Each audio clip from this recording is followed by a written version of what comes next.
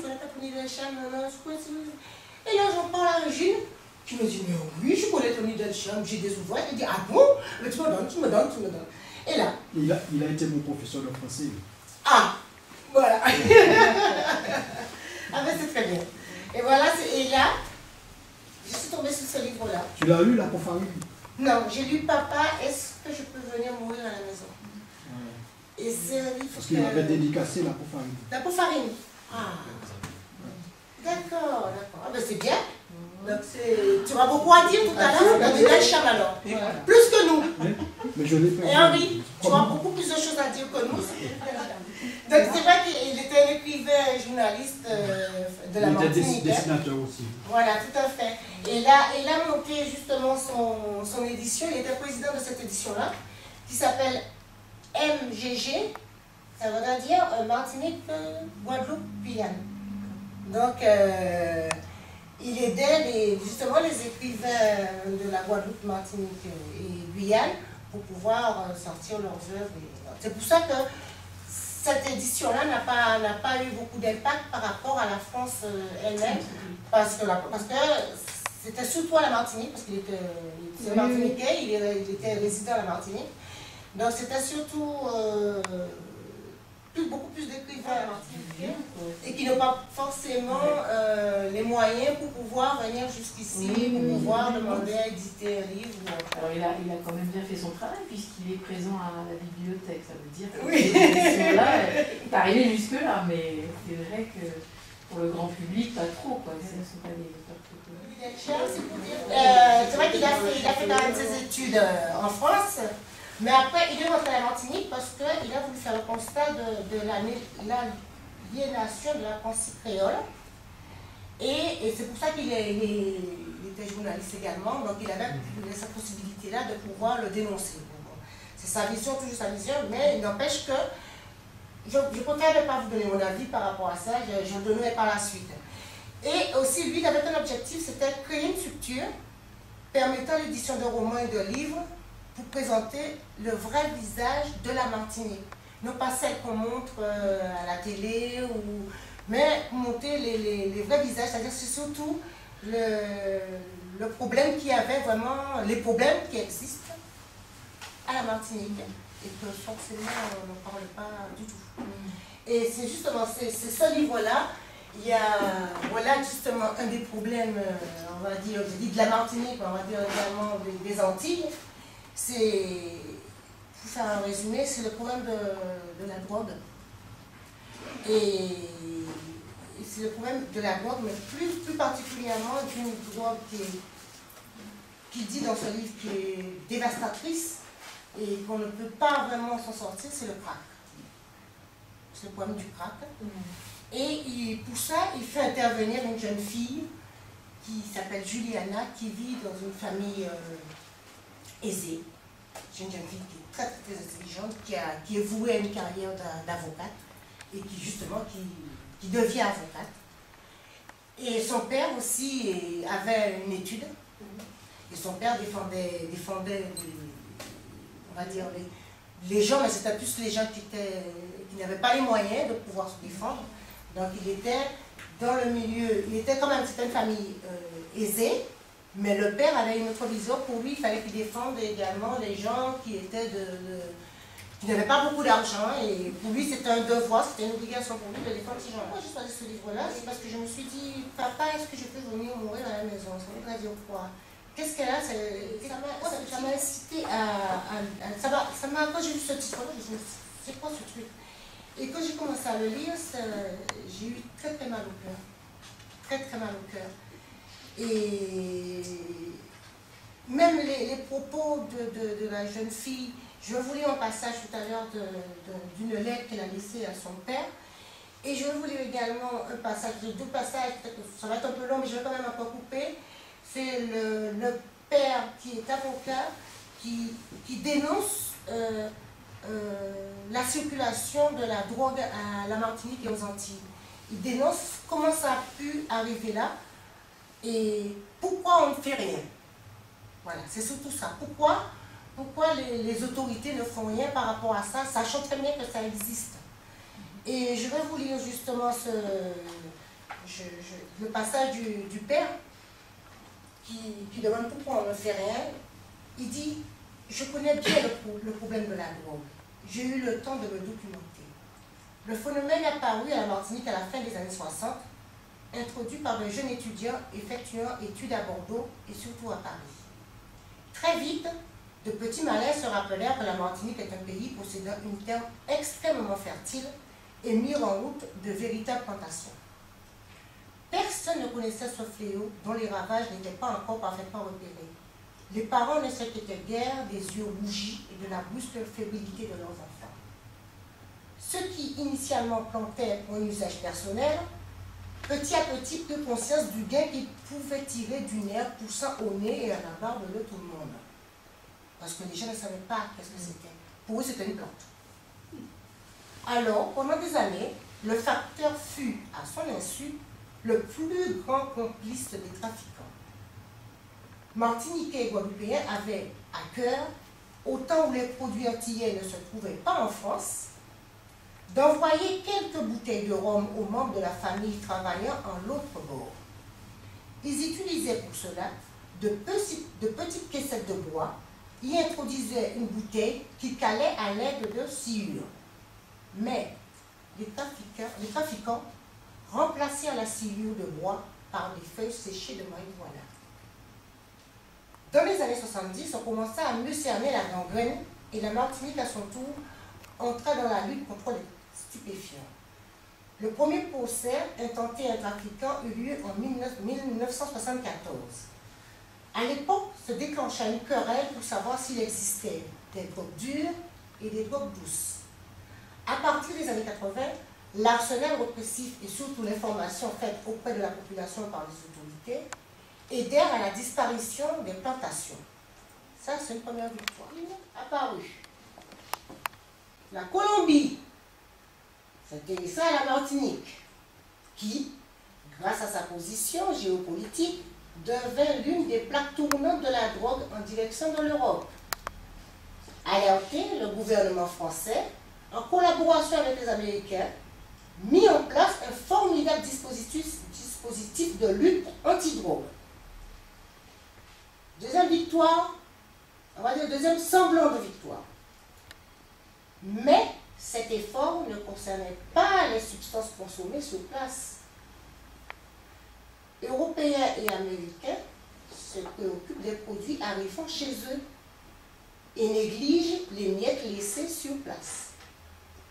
C'est là, on veut vous dire qu'il y a eu toute une campagne dans son livre à lui, mais il y avait tous les pays avoisinants qui venaient, parce que c'était une plaque tournante. La Guadeloupe aussi, c'est une plaque tournante. Hein. Il est martiniquais, il parle de la Martinique. Mais la plaque tournante, c'était pour éviter que les produits rentrent dans d'autres pays étrangers, mais pas sur place. Donc, ce qui fait que le phénomène sur place, ça n'a fait que exploser. Voilà. Donc là, c'est juste le passage. Je n'irai pas plus loin parce qu'il y a des... Comment aurais-je pu croire ma mère capable de me regarder dans des yeux aussi méchants, deux yeux aussi pleins d'horreur? Pour elle, je suis coupable. Mais coupable de quoi? Est-ce ma faute si des salauds opèrent en toute impunité? Est-ce ma faute si les lois de notre pays ne protègent pas les jeunes? Est-ce ma faute si on trouve de la drogue à tous les coins de rue?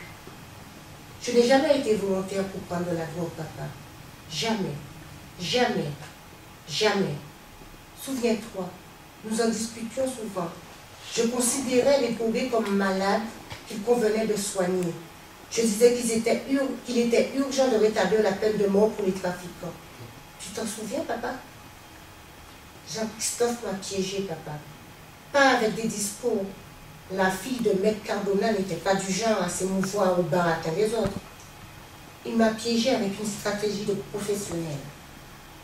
Amener les jeunes au crack est désormais une profession avec ses spécialistes. Il faut le savoir afin de protéger les autres. Maman ne me croit pas. Elle estime que je suis comme ces garçons et ces filles que l'on dit sans repère et sans boussole, recherchant une vie facile. Je ne veux plus supporter qu'elle pense cela de moi. Alors je m'en vais. Je suis devenue malgré moi une marginale. Maman ne fait aucune différence entre une victime et une coupable. Alors rideau, je pars, je quitte la scène. Je rejoins celle des marginaux. Je rejoins le monde des SDF. Sais-tu ce qu'elle m'a dit? Elle m'a dit qu'elle n'a plus de fille. Je me fais aussi méchante qu'elle pour lui dire que je n'ai plus de mère. En fait, je n'ai plus rien. Je me sens incapable d'entamer une carrière professionnelle. Je refuse de partir en France. Cela arrange d'être trop maman. Et puis en France, il fait froid. J'ai une gueule d'arabe. J'en ai marre d'être contrôlée dans les rues. Je t'aime, papa. Mon papa à moi. Ça, c'est la lettre. Papa appelle, elle ne répond pas. Qu'est-ce qu'il fait? Il prend l'avion, il part. Il arrive, il a tout compris. Il a récupéré sa fille. Il est reparti avec sa fille à la Martinique. C'est-à-dire, ce livre-là, c'est un combat sans cesse. Malheureusement, bon, ça se termine mal, je ne vous dirai pas comment ça se termine, parce que la dernière fois j'ai dit, on m'a dit, il ne faut pas le dire. Donc je ne dirai pas. Je ne dirai pas comment ça se termine. Mais c'est vrai que c'est un combat sans cesse. Et cette fille-là, elle a pu s'en sortir, on va dire, elle a pu s'en sortir à un moment donné avec l'aide de son père. Elle a mené des procès à la Martinique contre des trafiquants. Elle était menacée de mort, elle était tellement déterminée parce qu'elle a vécu, elle sait de quoi elle parle. Elle était tellement déterminée qu'elle disait c'est pas grave, si elle meurt, elle meurt. Mais il faut qu'elle arrive à lutter contre les trafiquants de drogue. Et c'est vrai qu'elle a eu des procès qu'elle a gagnés, mais il y a eu un moment donné, il y a eu quelque chose et elle a recommencé à basculer. Comment? Elle était avocate. Oui, elle était avocate. Et justement, parce qu'elle disait qu'elle pouvait défendre. Il y a eu un moment donné. Les sont tellement petites que on ressent effectivement ce malaise. Ouais. Mais je pense que quand on part sur les banlieues en métropole, il y a une forte présence. Mais je voulais dire à Diana, elle a parlé des années 70. S'il faut punir quelqu'un, il faut déjà punir Georges Rouge. Non, attends, il était patron de la CIA. C'est lui qui a mis toute la drogue dans la Caraïbe par le biais de la Colombie. Ça, c'est un procès qu'on devait lui faire à lui. Il était patron de la CIA, je vous le signale en passant. Et l'Amérique vivait que de la drogue, l'argent sale de la drogue et tout. Mais là, moi, j'ai vécu... Déjà, on aborde l'aspect politique. L'aspect politique, la drogue, comment ça circule, l'aspect politique aussi, l'aspect politique des gouvernements ferriels et l'éducation. Donc c'est vrai qu'elle revient sur l'éducation en disant que pourquoi, si je faisais partie de cette éducation pauvre, je n'aurais pas été là. Donc c'est vrai que l'écrivain a vraiment situé un contexte qui relate pratiquement tous les faits. Je trouve que c'est important. C'est vrai, je n'ai pas vu.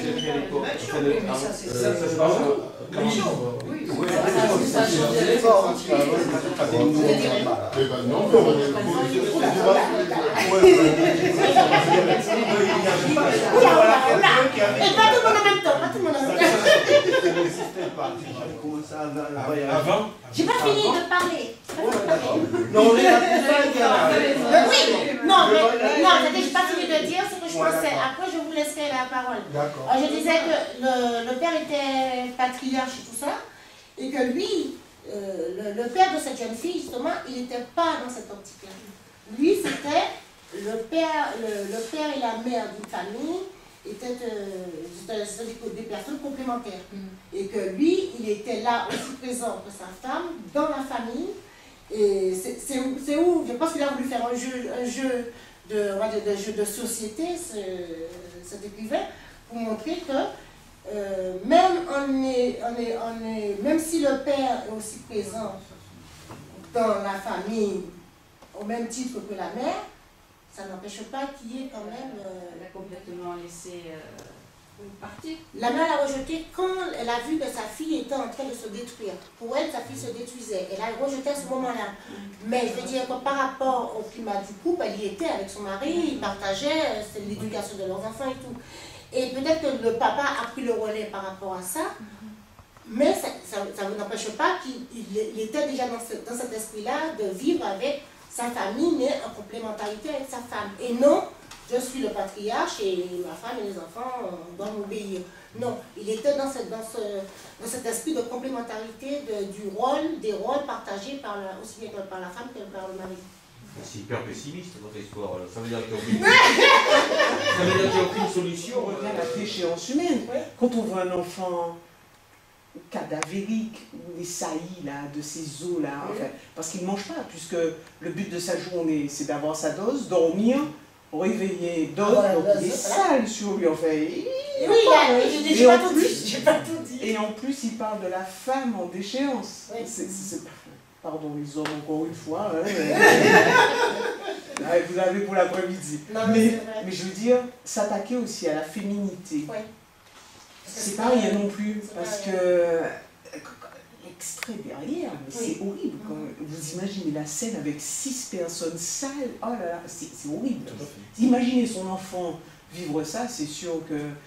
Qu'est-ce qu'on fait? On l'envoie loin pour ne pas voir ce qui se passe, c'est quand même la déchéance, votre projet éducatif qui fond, quoi. Et je dis que c'est une prison parce que du coup, la situation d'une personne dans la famille, un enfant, touche toute la famille et la contraint à cette prison qu'est la drogue, parce que, et puis des acceptations, et puis c'est, enfin bon, mais c'est, peut-être qu'il faut lire ça pour se rendre compte de certaines choses, et puis au-delà du politique, parce que c'est pas nous qui allons tout faire, et se dire qu'est-ce qui tient l'éducatif, qu'est-ce qui tient ce qu'on a envie de transmettre, franchement. La société, et nous avons accepté trop de choses à un certain moment. C'est vrai que les politiques nous ont menés, et là, c'est vrai qu'il y a une volonté de revenir à une éducation où on connaît la valeur des choses, qu'on reprend. Non, la famille chez nous, c'est-à-dire la famille, c'est vrai qu'il y a la famille... C'est 68 qui a enlevé un peu le mal. À l'heure actuelle, les seniors sont justement là, en tout cas dans notre hexagone, pour s'occuper des... Reprendre l'éducation des enfants. Les gosses, on est très présents. Moi, je le sens. Bon. Vous aussi, monsieur.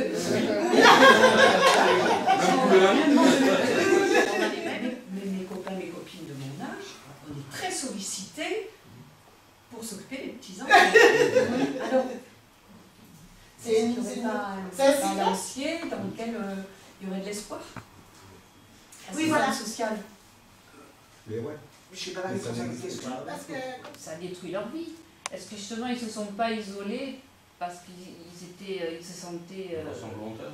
Voilà, de façon volontaire, parce qu'ils se sentaient dépassés par la chose. Non, je pense que l'isolement dont tu parles là, ça rejoint ce que Jocelyn dit. C'est-à-dire que maintenant, il y a en Guadeloupe ou en Martinique, aux Antilles, la famille devient de plus en plus restreinte. C'est-à-dire que la famille devient plus... c'est sûr qu'il y a des familles encore qui gardent avec la grand-mère, les tantes, il y en a. Mais la famille même devient de plus en plus restreinte, surtout dans les villes, dans les grandes villes. Donc ça veut dire que la famille, c'est papa, maman et les enfants. Mais ce n'est pas forcément l'isolement dont tu parles parce qu'il y a eu la drogue. Non, l'isolement existait avant. Faire une démonstration tout à fait. Aussi avec. Moi, ça m'a fait penser à un livre d'un Américain qui est une situation un peu différente, mais c'est vraiment aussi sur la drogue, et ce père est avocat. C'est De beaux lendemains de Russell Bank, qui est un de beaux lendemains de Russell Bank. Et il est avocat, il a une fille qui se drogue. Oui, et c'est toute une réflexion, plus littéraire, je dirais. Hein, oui. Voilà, et ça m'a fait penser à cette situation, et lui aussi, il a été en difficulté avec sa fille, évidemment, ça a créé des difficultés entre le lien père et enfant.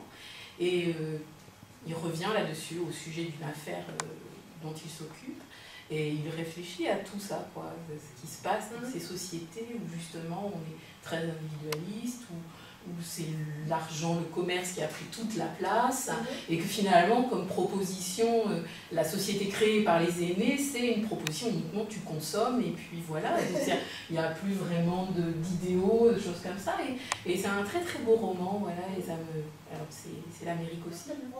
À la limite même, il est très très complice. Et il dit quelque part, c'est grâce à cette complicité qu'il a avec sa fille, parce que sa fille a pu avoir la complicité avec lui et non la mère, Non, là, le rapport mère-fille, c'est plutôt le rapport père-fille.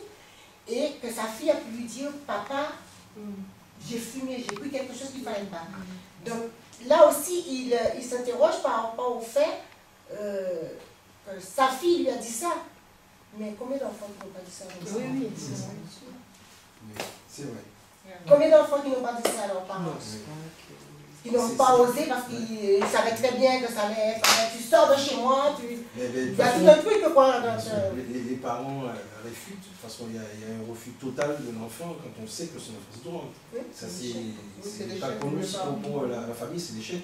Complètement. Certes, il y a une prise de conscience, c'est que nous disions à nos enfants, faites quand même attention, qu'on revienne sur cette éducation de base pour que les enfants de nos enfants ne puissent pas accéder, parce que je dis quand même les enfants, c'est quand même la vie de la France de demain, quoi. Ce sont des enfants qui sont voués à diriger ce pays. C'est vrai qu'on peut dire aussi que nos dirigeants aujourd'hui sont des drogués, pour la plupart.